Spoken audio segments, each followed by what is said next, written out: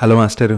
ఏమండే మేడం గారు, మన తెలుగోళ్ళు ప్రపంచంలో ఎక్కడున్నా గానీ ఇంటికి వచ్చాక అమ్మ చేత్తో వండించుకొని తిందామని కొన్ని రెసిపీస్ ఉంటాయండి. అందులో ఒకటే ఈ బీరకాయ రొయ్యలు. మేమైతే రీసెంట్ గా వైజాగ్ షిఫ్ట్ అయ్యాం. కొత్త కిచెన్ సెట్ చేసుకునేటప్పుడు ఇంట్లో వాడే వంట నూనెని ఇంకొంచెం కాన్షియస్ గా సెలెక్ట్ చేసుకుందాం అనుకున్నాం. చాలా రిఫైన్డ్ ఆయిల్ ఆప్షన్స్ ఉన్న కెమికల్స్ తో కూడిన ప్రాసెసింగ్ ఉంటుందని చెప్పి కోల్డ్ ప్రెస్డ్ ఆయిల్స్ అయితే బెస్ట్ అని చెప్పి డిసైడ్ అయ్యాం. అండ్ నా మైండ్ కి తట్టిన first option Tata simply better cold pressed oils. ఇవి 100% hexane free, simple cold press టెక్నాలజీతో ప్రాసెస్ అవుతాయి. టాటా బ్రాండ్ మీద ఉన్న నమ్మకం ఇంకొక పెద్ద కారణం. ఒక కడాయిలో Tata simply better cold press sunflower oil ని, 200 గ్రాముల రొయ్యల్ని, ఒక చిటికెడు పసుపు, కల్లుప్పుని వేసుకొని 4-5 నిమిషాలు ఆయించుకోండి. ఒక కడాయిలో 3 సన్నగా తరిగి పెట్టుకున్న ఉల్లిపాయల్ని, పచ్చిమిరపకాయల ముక్కల్ని, కరివేపాకు, ఒక చిటికెడు ఉప్పుని వేసుకొని ఉల్లిపాయలు రంగు మారేదాకా వేపుకోండి. అల్లం వెల్లుల్లి ముద్దను వేసుకొని పచ్చి వాసన పోయేదాకా వేపుకోండి. 2 టమాటాల ముక్కల్ని, 2 మీడియం సైజ్ బీరకాయ ముక్కల్ని,